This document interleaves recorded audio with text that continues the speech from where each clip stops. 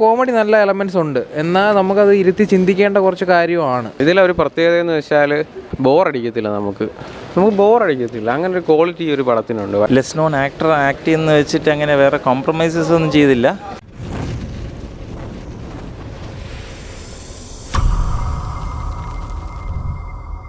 പടം കുഴപ്പമില്ല, കൊള്ളാം. അതായത് ഇതിലെ സബ്ജക്റ്റ് നല്ല രസകരമായൊരു സംഭവമാണ്. അതായത് ഇന്നത്തെ കാലത്ത് പെണ്ണ് കിട്ടാതെ നടക്കുന്ന ചെറുപ്പക്കാർക്ക് ഉണ്ടാകുന്ന പ്രശ്നങ്ങൾ. ഞാൻ ഈ സിനിമ കണ്ടപ്പോൾ അത് എന്താ പറയുക, റിലേറ്റ് ചെയ്യാൻ പറ്റുന്നുണ്ട്. കാരണം നമുക്ക് ചുറ്റും ഇങ്ങനെ പെണ്ണ് കിട്ടാതെ നടക്കുന്ന ചെറുപ്പക്കാർ ഒരുപാട് പേരുണ്ട്. അപ്പോൾ അങ്ങനെ ഒരു സംഭവമാണ്, അത് രസകരമായി അവതരിപ്പിച്ചിട്ടുണ്ട്. പടം കോമഡി, കുറേ കോമഡി നല്ല എലമെൻറ്റ്സ് ഉണ്ട്, എന്നാൽ നമുക്കത് ഇരുത്തി ചിന്തിക്കേണ്ട കുറച്ച് കാര്യമാണ്. അതായത് എന്താണ്, ഒരു കല്യാണം കഴിക്കാതെ നടക്കുമ്പോൾ ഒരു ചെറുപ്പക്കാരനുണ്ടാകുന്ന വിഷമങ്ങളും കാര്യങ്ങളും, സമൂഹം എന്താ പറയുക അയാളെ കുറ്റപ്പെടുത്തുന്നതും, ഒരുപാട് കല്യാണ ആലോചനകളൊക്കെ എന്താ പറയുക മുടങ്ങിപ്പോകുമ്പം ഒരാളുടെ ഒരു ലൈഫിലുണ്ടാകുന്ന സംഭവങ്ങളൊക്കെയാണ് പടത്തിൽ പറയുന്നത്. പടം നല്ല രസകരമായി അവരെടുത്തിട്ടുണ്ട്. പിന്നെ വലിയ സ്റ്റാർ കാസ്റ്റൊന്നുമല്ല, എന്താ പറയുക, ഇപ്പോൾ അഭിനയിച്ചിരിക്കുന്ന ആർട്ടിസ്റ്റുകളെല്ലാം മറ്റ് സിനിമകളിലൊക്കെ ഉള്ളവരാണ്. അവർ ആ വേഷങ്ങളൊക്കെ നല്ല രസകരമായി ചെയ്തിട്ടുമുണ്ട്. ഓവറോൾ നല്ല രസമുള്ളൊരു പടമാണ് കണ്ടിരിക്കും. സത്യം പറഞ്ഞാൽ ഇന്നിപ്പോൾ ഒരു ഭീമമായ ഒരാളൊന്നുമില്ല, ആൾ കുറവാണ്, ഫസ്റ്റ് ദിവസമാണ്. അപ്പോൾ പിന്നെ ഇന്നൊരു വലിയ പടവും വന്നിട്ടുണ്ട്, ആടുജീവിതവും കിടപ്പുണ്ട്.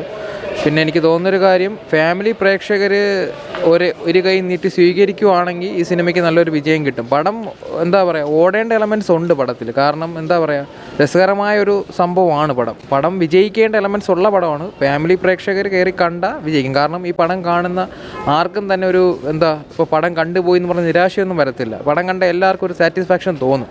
കാണേണ്ട പടമാണ്, കൊള്ളാം. പടം കുഴപ്പമില്ല, ഒരു തവണ കാണാം. ആവറേജ് ആയിട്ടുണ്ട്.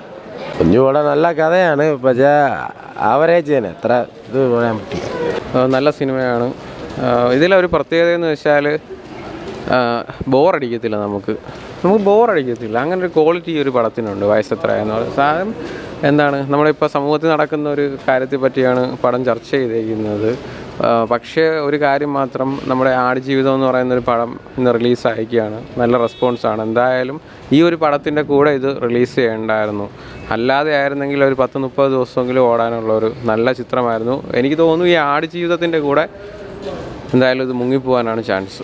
നല്ലൊരു ചിത്രമാണിത്. അതെ, കുഞ്ഞു പടമാണ്, ഒരു ചെറിയ ക്യാൻവാസിൽ ചെയ്തേക്കുന്നൊരു പടമാണ്. പക്ഷേ അവർ മേക്കിങ്ങും ക്യാമറയൊക്കെ എല്ലാം നല്ല രീതിക്കാണ് ചെയ്തേക്കുന്നത്. ഒരു സാധാരണ ഈ ഒരു ചെറിയ പടം എന്നൊക്കെ പറയുമ്പോൾ പലരും ഒരു സീരിയൽ ടൈപ്പും ഷോർട്ട് ഫിലിം ടൈപ്പ് അങ്ങനെയൊക്കെ തോന്നും. പക്ഷേ ഇത് പക്ക